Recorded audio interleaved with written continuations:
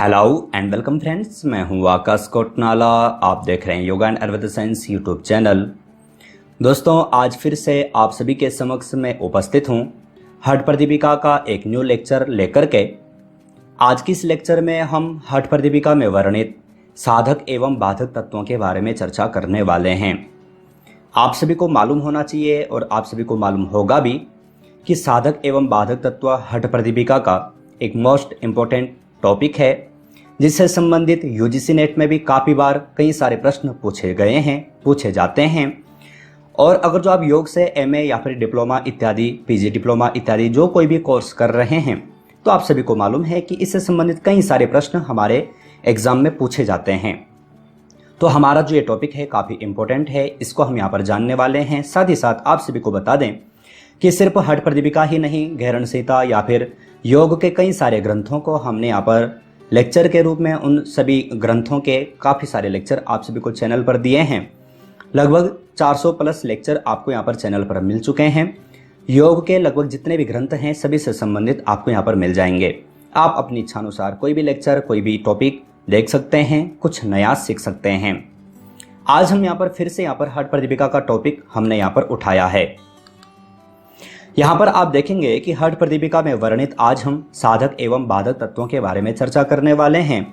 हठ प्रदीपिका के बारे में आप जानते ही हैं। परिचय हमने लगभग, वैसे तो हम पूरा हठ प्रदीपिका ग्रंथ आपको चैनल पर दे चुके हैं। परिचय आप जानते हैं। प्रवर्तक जो योग हठ प्रदीपिका जो ग्रंथ है, इसके प्रवर्तक कौन है? स्वात्माराम जी हैं, आप जानते हैं। साथ ही साथ जो ये ग्रंथ है 4 उपदेश अर्थात 4 चैप्टर में विभाजित किया गया है। तो यहाँ पर आप जो ग्रंथ है, ग्रंथ का परिचय आप जानते ही हैं। सर्वप्रथम हम ये भी जानते हैं कि जो हठ प्रदीपिका जो ग्रंथ है, यह हठ योग का एक मूल ग्रंथ माना जाता है। अब हठ योग क्या है? तो हठ योग के बारे में भी हमने चर्चा की है कि हठ योग क्या है, हठ योग हमने समझा भी है। साथ ही साथ इससे पूर्व हमने हठ प्रदीपिका के ही अंतर्गत हठ सिद्धि के लक्षणों के बारे में चर्चा की थी। तो वहाँ पर भी हमने हठ योग के बारे में चर्चा की है कि हठ योग किसे कहते हैं। लेकिन सामान्य सा थोड़ा सा हम यहाँ पर इसको रिपीट कर देते हैं। तो जैसे कि आप सभी जानते हैं कि हठ योग 2 शब्दों से मिलकर के बना है, एक है हठ और एक है योग। अब हठ में भी 2 शब्द हमें पढ़ने को मिलते हैं, एक है ह और एक है ठ। यहाँ पर आप देखेंगे हठ शब्द ह एवं ठ इन 2 शब्दों से मिलकर के बना है।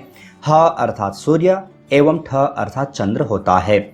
अब सूर्य एवं चंद्र अर्थात ये नाड़ियों के बारे में यहाँ पर चर्चा की गई है। तो ह अर्थात सूर्य स्वर, ठ अर्थात चंद्र स्वर। तो ये आपको यहाँ पर जानना है। वहाँ पर हमने चर्चा भी की है, एक श्लोक भी हमें यहाँ पर पढ़ने को मिलता है। सूर्य चंद्र समरयोगाद हठ योगा निगद्यते। इन दोनों का एक हो जाना ही, सुषुम्ना का जागरण ही क्या है? हठ योग है। तो ये हमने पिछले लेक्चर में चर्चा की है, इसके लिए हम यहाँ पर इसको ज़्यादा रिपीट नहीं करने वाले। हमारा जो मुख्य जो टॉपिक है वह साधक एवं बाधक तत्व हैं। तो यहाँ पर आप देखेंगे जब हम यहाँ पर साधक तत्व यहाँ पर जब पढ़ते हैं तो यहाँ पर हमें इसी जो ये ग्रंथ है, हठ प्रदीपिका ग्रंथ है, हठ प्रदीपिका ग्रंथ में जो प्रथम जो उपदेश है, प्रथम उपदेश में ही जो 15वां नंबर का जो 16वां नंबर का जो श्लोक यहाँ पर है, वहाँ पर हमें एक श्लोक पढ़ने को मिलता है जो कि है उत्साहात साहसात धैर्यात तत्वज्ञानाच निश्चयात। नेक्स्ट है जन संग परित्यागात षड्भिर योगः प्रसिद्ध्यति। हो सकता है आप लोगों ने ये पहले देखा हो, हमने लेक्चर पर चैनल पर क्योंकि इसके बारे में चर्चा की है। नहीं देखा है, नहीं जाना है तो आप यहाँ पर ध्यानपूर्वक देखें। और अगर जो आप याद कर पाएँ तो आप लोगों को ये दोनों के दोनों श्लोक याद कर लेते हैं। अगर जो आप याद कर लेते हैं तो आपके लिए काफ़ी आगे के लिए काफ़ी सहूलियत हो जाएगी। कोई भी एग्जाम में अगर जो आपसे पूछा जाता है तो आप आसानी से जवाब दे पाएंगे, आसानी से आप आंसर लिख पाएंगे। तो जब हम साधक तत्व पढ़ते हैं तो यहाँ पर जो साधक तत्व हैं 6 प्रकार के यहाँ पर साधक तत्व बताए गए हैं। पहले यहाँ पर ये जान लेते हैं कि साधक कहते किसे हैं एवं बाधक कहते किसे हैं। तो साधक का तात्पर्य है जो कि साधना में, यो हठ योग साधना में जो हमारे लिए जो उपयोगी हों, हमें हठ योग साधना में जो आगे बढ़ाएं, हमारी जो साधना हम जो साधना कर रहे हैं उसमें हमारे लिए सहयोगी हों। तो ऐसे जो तत्व हैं वह 6 यहाँ पर बताए गए हैं।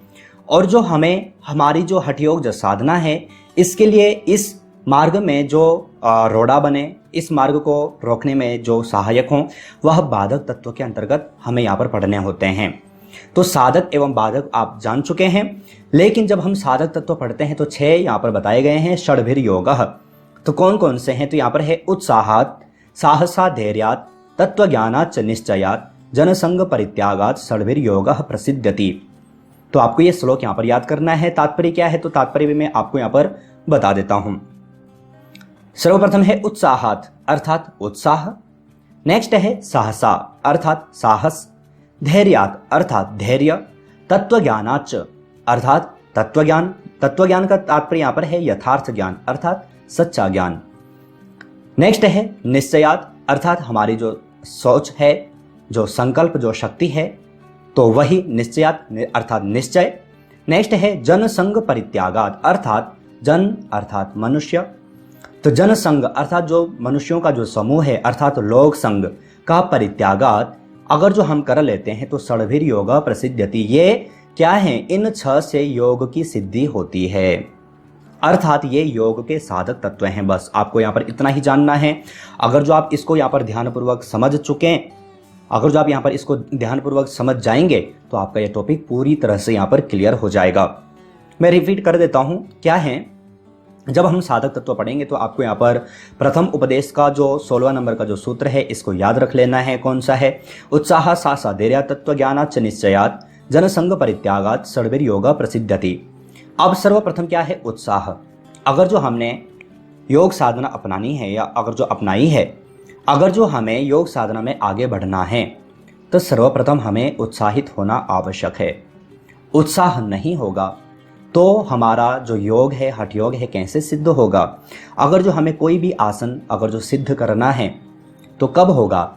जब हमारा उसके प्रति उत्साह हो। हमारा अगर जो किसी भी एग्जाम के प्रति अगर जो उत्साह ही नहीं है तो हम वो एग्जाम क्लियर नहीं कर सकते, हम वो आसन सिद्ध नहीं कर सकते। तो इसके लिए उत्साह का होना आवश्यक है। उसी प्रकार से साहस, उत्साह है लेकिन साहस नहीं है, तो साहस का होना भी आवश्यक है। उत्साह तो है लेकिन उसके साथ साथ हमें साहसी भी होना आवश्यक है। अगर जो साहसी हैं तो हम अपना जो लक्ष्य है उस तक पहुंच पाएंगे। तीसरे यहाँ पर है धैर्य। कई बार क्या होता है कि हमें उसी दौरान, जिस दौरान हम साधना करते हैं, हमें उसका फल प्राप्त नहीं होता है, तो उसके लिए भी हमारे प्रति, हमारा उस साधना के प्रति धैर्यता होनी चाहिए। धैर्य अर्थात उसमें विलंब हो भी जाए तो भी हमें डगमगाना नहीं है, धैर्यता बनाए रखना है। तो ये धैर्य है। उसके बाद है तत्वज्ञान। तो तत्वज्ञान अर्थात यथार्थ ज्ञान, सच्चा ज्ञान, तो ये भी योग मार्ग में एक साधक तत्व है। आगे है संकल्प।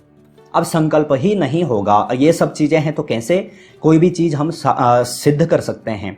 नहीं कर सकते। तो संकल्प का होना भी, दृढ़ संकल्प का होना भी आवश्यक है।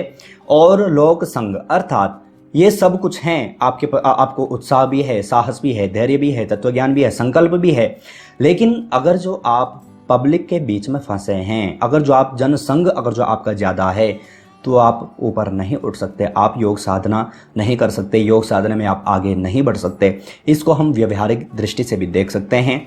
तो ये सब के सब यहाँ पर स्वात्माराम जी ने यहाँ पर साधक तत्वों के अंतर्गत यहाँ पर लिए हैं, जो कि 6 यहाँ पर बताए हैं। इनको योग साधक अर्थात जो ये 6 हैं, ये योग की सिद्धि भी, योग सिद्ध के कारक भी बताए जाते हैं और ये योग के साधक तत्व भी माने जाते हैं। तो आशा है आप जो ये साधक तत्व हैं इसको यहाँ पर समझ चुके होंगे, आप इसको जान चुके होंगे और याद भी कर पाएंगे। अब हम यहाँ पर साधक तत्व को तो यहाँ पर जान चुके हैं, इसी के साथ साथ हम यहाँ पर जो दूसरा जो बाधक तत्व हैं इनको भी यहाँ पर जान लेते हैं। तो साधक और बाधक का तात्पर्य क्या है? साधक अर्थात जो योग मार्ग में या फिर कहीं पर भी अगर जो हमारे मार्ग में अगर जो सहायक बने तो उनको साधक कहा जाता है, और बाधक अर्थात जो हमें हमारे मंजिल तक जाने में रोके वह बाधक है। तो बाधक तत्व कितने बताए गए हैं तो ये भी हम यहाँ पर जान लेते हैं। तो जब हम बाधक तत्व यहाँ पर पढ़ते हैं तो प्रथम उपदेश में ही जो 15वां नंबर का जो श्लोक है वहाँ पर पढ़ने को मिलता है, अत्याहारः प्रयासश्च प्रजल्पो नियमाग्रह जनसंगश्च लौल्यम च षड्भिर्योगो विनश्यति। श्लोक फिर से मैं रिपीट कर देता हूँ। अत्याहारः प्रयासश्च प्रजल्पो नियमाग्रह जनसंगश्च लौल्यम च षड्भिर्योगो विनश्यति। अब इसका तात्पर्य क्या है, तो इसका भी तात्पर्य आपको जानना जरूरी है। तो अत्याहार, दो शब्द हैं, अति और आहार, अर्थात अधिक भोजन। दूसरा है प्रयासश्च, अधिक प्रयास। तीसरा है प्रजल्प। तो प्रजल्प का तात्पर्य होता है, जो कि वर्तमान समय में बहुत देखा जाता है, तो प्रजल्प अर्थात अधिक बोलना, नहीं आवश्यकता है फिर भी बोलते हैं। तो ये भी एक योगी के लिए, एक साधक के लिए बहुत गलत चीज़ है, तो ध्यान रखें। तो और योग साधक योग में आकर के भी ज़्यादा बोलचाल, ये अच्छी बात नहीं है।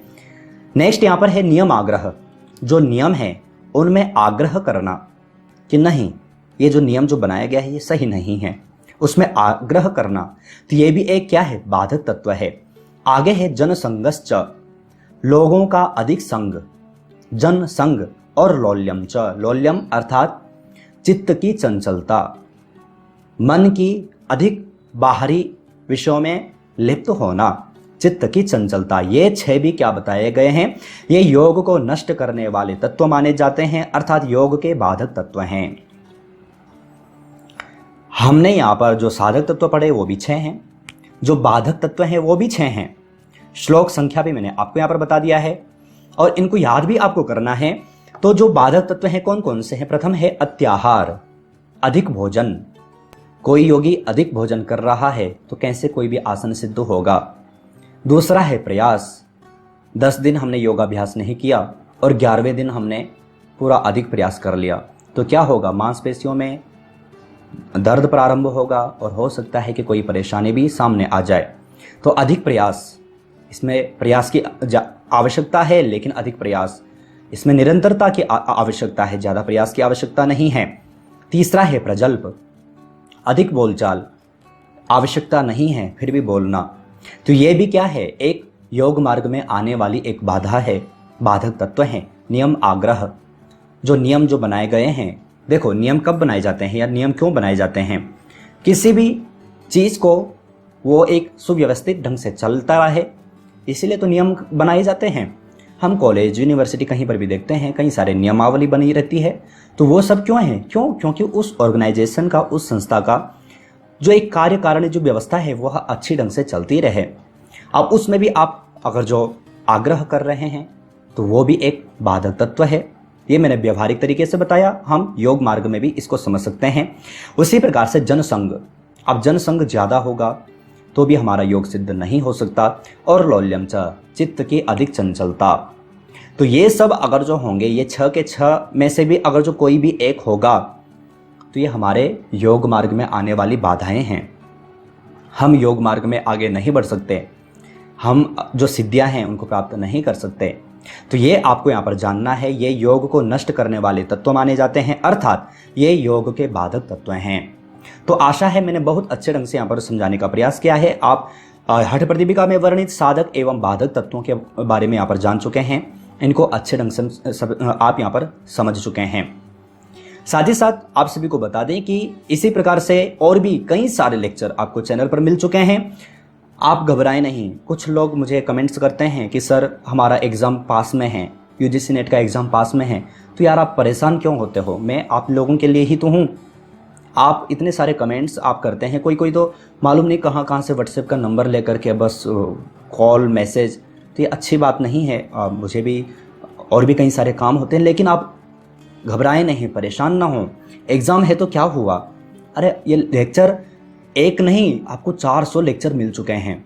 आपको ना कहीं पर पैसे बर्बाद करने की आवश्यकता नहीं है। ध्यान देना कि ऐसे समय में कई सारी जगह आप लुट भी जाते हैं। आपको बोला जाता है कि आप इतने पैसे जमा करें आपको नोट्स मिल जाएंगे, इतने पैसे जमा करें आपको ये मिल जाएगा, और मिलता कुछ भी नहीं है। तो ऐसी चीज़ों में ना पड़ें, थोड़ा अपना भी बौद्धिक जो विकास है उसको करें, उसके आधार पर थोड़ा ध्यान दें। और चैनल पर जाएं यार, चैनल आप सभी के लिए ही है। चैनल पर क्या नहीं है, ऐसा कौन सा टॉपिक है कि जो नहीं है, और जो नहीं है वो मैं आपको दे रहा हूँ। तो घबराएं नहीं, कोई भी एग्ज़ाम हो ऐसा नहीं हो सकता कि आपने चैनल से पढ़ा है और आप क्रैक नहीं कर पाए। आपने देखा भी है, हमने ओल्ड क्वेश्चन पेपर भी हल किए हैं, तो आप इनको देखें, कुछ नया सीखें। जो मुझे मालूम है कि कौन से टॉपिक छूट रहे हैं, जो टॉपिक छूट रहे हैं वो सब के सब मैं आप सभी के समक्ष यहाँ पर ला ही रहा हूँ। तो ये आपको यहाँ पर ध्यान में रखना है। अब जैसे कि आप सभी जानते हैं कि कुछ लेक्चर जब कंप्लीट होता है उससे संबंधित कुछ प्रश्नोत्तरी सीरीज आपको चैनल पर दी जाती हैं, जो टॉपिक से अर्थात जो लेक्चर जो हुआ है इससे संबंधित ही होते हैं, जिनके आंसर आपको यहाँ पर लाइव क्लास में या फिर वीडियो के कमेंट बॉक्स में भेजने हैं। प्रथम प्रश्न आप सभी के लिए यहाँ पर है, निम्नलिखित में से हठयोग शब्द में ठकार का तात्पर्य है? सूर्य, चंद्र, तारा या फिर इनमें से कोई नहीं। तो हठयोग जो शब्द है इसमें जो ठकार है इसका तात्पर्य क्या है, मैंने अभी अभी लेक्चर प्रारंभ करने से पूर्व ही आपको बताया है और आप जानते भी होंगे। आपको सही आंसर यहाँ पर देना है। दूसरा प्रश्न आप सभी के लिए यहाँ पर है, निम्नलिखित में से हठ प्रदीपिका ग्रंथ के प्रवर्तक हैं? महर्षि घेरण, स्वामी स्वात्माराम, उपर्युक्त दोनों, इनमें से कोई नहीं। तो ये भी मैंने आपको बताया है, आप जानते भी होंगे। सही आंसर आपको वीडियो के कमेंट बॉक्स में भेजना है। तीसरा प्रश्न आप सभी के लिए यहाँ पर है, निम्नलिखित में से हठ प्रदीपिका में साधक तत्वों की संख्या है? 2, 4, 6 या फिर इनमें से कोई नहीं। तो साधक एवं बाधक तत्वों की गिनतियां भी मैंने आपको यहाँ पर बताई, कौन कौन से हैं, अच्छे ढंग से हमने यहाँ पर समझा है। आशा है आप इसका भी सही आंसर वीडियो के कमेंट बॉक्स में भेज पाएंगे। साथ ही साथ जो छात्र पहली बार चैनल पर जुड़े हैं उन सभी को बता दें कि चैनल पर इसी प्रकार से प्रश्नोत्तरी सीरीज की 2 बुक यहाँ पर पब्लिश की जा चुकी हैं। एक में आपको 500 प्लस MCQ मिल जाते हैं, एक में आपको 1000 प्लस MCQ मिल जाते हैं। दोनों योग ग्रंथ आप सभी के लिए काफ़ी यूजफुल हैं। योग के लगभग काफ़ी सारे ग्रंथों को हमने यहाँ पर इंक्लूड किया है, जो कि आपको ई-बुक फॉर्मेट में मिल जाते हैं। अगर जो आप इच्छुक हैं तो आप वीडियो के कमेंट बॉक्स में या फिर वीडियो के डिस्क्रिप्शन बॉक्स में देख सकते हैं, आपको सारी जानकारियाँ मिल जाएंगी। चौथा प्रश्न आप सभी के लिए यहाँ पर है, निम्नलिखित में से हठ प्रदीपिका में वर्णित साधक एवं बाधक तत्वों का वर्णन किया गया है? प्रथम उपदेश में, द्वितीय उपदेश में, तृतीय उपदेश में या फिर चतुर्थ उपदेश में? तो कौन से उपदेश में हमें साधक एवं बाधक तत्वों के बारे में पढ़ने को मिलता है? आपको सही आंसर वीडियो के कमेंट बॉक्स में भेजना है और मैंने आपको बताया भी है। ध्यान दें, इसी प्रकार से प्रश्न आपको किसी भी एग्जाम में पूछे जाते हैं, इसलिए तो मैं आप सभी को यहाँ पर दे रहा हूँ कि आप ध्यान दें। तो आज हमने यहाँ पर हठ प्रदीपिका में वर्णित साधक एवं बाधक तत्वों के बारे में चर्चा की है। आशा है आप यहाँ पर अच्छे ढंग से जान चुके होंगे, समझ चुके होंगे। साथ ही साथ उन छात्रों को बता दें कि जो छात्र चैनल पर और एग्जाम की तैयारी करना चाहते हैं या फिर अगर जो चाहते हैं कि हम कोई भी लेक्चर सबसे पहले देख पाएँ, तो आप जैसे ही चैनल पर जाएंगे, आप ज्वाइन बटन पर क्लिक करेंगे तो आपको कुछ प्लान यहाँ पर नजर आ जाएंगे। सबसे छोटा सा प्लान भी आप ले सकते हैं और अपनी इच्छानुसार कोई भी प्लान आप ले सकते हैं।